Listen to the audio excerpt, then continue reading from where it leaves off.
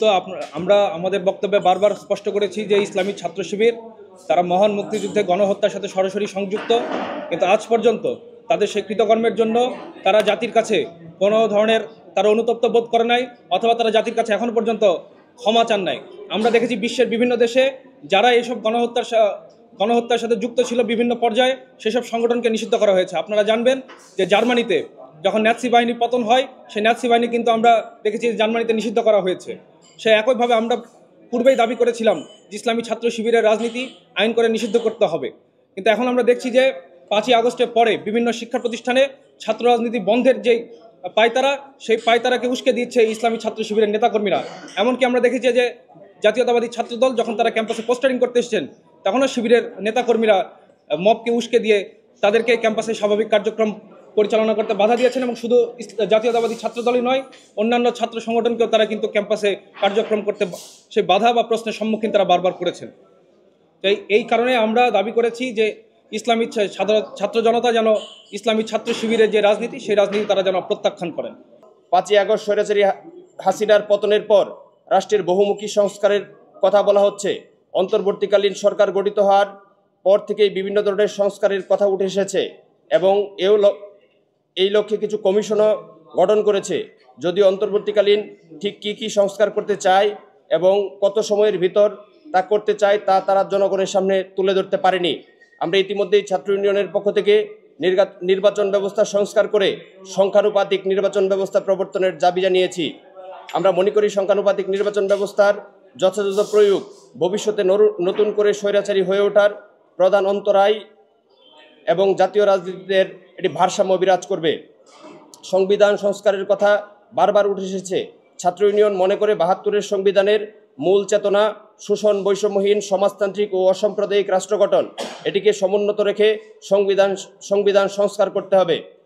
কিন্তু আমরা মনে করি সংবিধান সংস্কার অবশ্যই নির্বাচিত জনপ্রতিনিধিদের হাত ধরে হতে হবে, এবং সংবিধানের সংস্কারের জন্য অবশ্যই গণপরিষদ গঠন করতে হবে। বহুমুখী সংস্কারের আলাপের ভিতরে শিক্ষা ব্যবস্থা সংস্কারের বিষয়টি প্রায় হারিয়ে যাওয়ার উপক্রম, অথচ জাতি গঠনের শিক্ষার ভূমিকা সবচেয়ে বেশি। আমরা পূর্বেই দেখেছি বারংবার শিক্ষার্থীদের গিনিপিগ বানিয়ে নতুন নতুন শিক্ষাক্রম তাদের উপর পরীক্ষা করা হয়েছে। এতে শিক্ষক, শিক্ষার্থী, অভিভাবক সকলেই বারবার বিভ্রান্তির শিকার হয়েছে। দেশের ভেঙে পড়া শিক্ষা কাঠামো পুনর্গঠনে আমরা ছাত্র ইউনিয়নের পক্ষ থেকে আজ এই সংবাদ সম্মেলনের মধ্য দিয়ে কিছু প্রাথমিক প্রস্তাব সরকারের কাছে তুলে ধরতে চাই। পরবর্তীতে বিশদ আকারে শিক্ষা কাঠামো সংস্কারের প্রস্তাবনা এবং শিক্ষানীতির প্রস্তাব আমরা সরকারের কাছে তুলে ধরব। আমাদের প্রাথমিক শিক্ষা সংস্কারের প্রস্তাবনাসমূহ: দাবি 1, পর্যাপ্ত সরকারি প্রাথমিক বিদ্যালয় নির্মাণ এবং বিদ্যমান প্রাথমিক এবং মাধ্যমিক বিদ্যালয়গুলোর সংস্কার এবং আধুনিকায়ন করতে হবে। প্রাথমিক এবং মাধ্যমিক স্তরে পর্যাপ্ত দক্ষ ও মেধাবী শিক্ষক নিয়োগ করতে হবে। দাবি 2, দ্বাদশ শ্রেণী পর্যন্ত শিক্ষা গ্রহণ অবৈতনিক করতে হবে। কাগজ সহ সকল শিক্ষা উপকরণের দাম কমাতে হবে।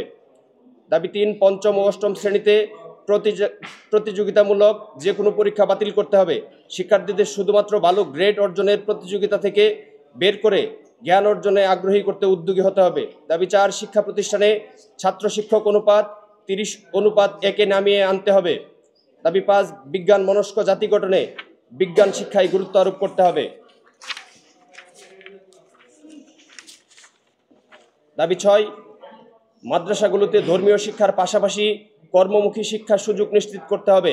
মাদ্রাসা শিক্ষার পাঠ্যক্রম সময় উপযোগী করতে হবে। কারিগরি শিক্ষায় অধিক গুরুত্ব আরোপ করতে হবে। দাবি 7, ক্লাসরুম সংকট নিরসনে প্রয়োজনীয় অবকাঠামো নির্মাণ এবং আধুনিকায়ন করতে হবে। দাবি 8, শিক্ষকদের বেতন ভাতা বৃদ্ধি এবং তাদের পর্যাপ্ত ট্রেনিং নিশ্চিত করতে হবে। একই সাথে শিক্ষার্থীদের পক্ষ থেকে শিক্ষককে মূল্যায়নের সুযোগ নিশ্চিত করতে হবে।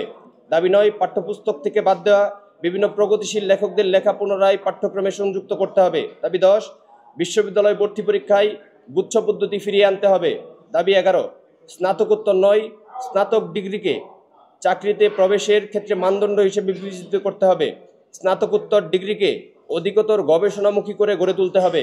দাবি 12, দেশের উচ্চ খাতের গবেষণার সুযোগ নিশ্চিত করতে হবে এবং প্রয়োজনীয় ল্যাব এবং অন্যান্য অবকাঠামো নির্মাণ করতে হবে। দাবি 13, বিশ্ববিদ্যালয়ের শিক্ষক নিয়োগ প্রক্রিয়া সংশোধন করতে হবে। মানসম্মত পিএইচডি ডিগ্রিকে বিশ্ববিদ্যালয়ের শিক্ষক নিয়োগ প্রক্রিয়ার মানদণ্ড হিসেবে নির্ধারণ করতে হবে। দাবি 14, শিক্ষার বাণিজ্যিকীকরণ বন্ধ করতে হবে।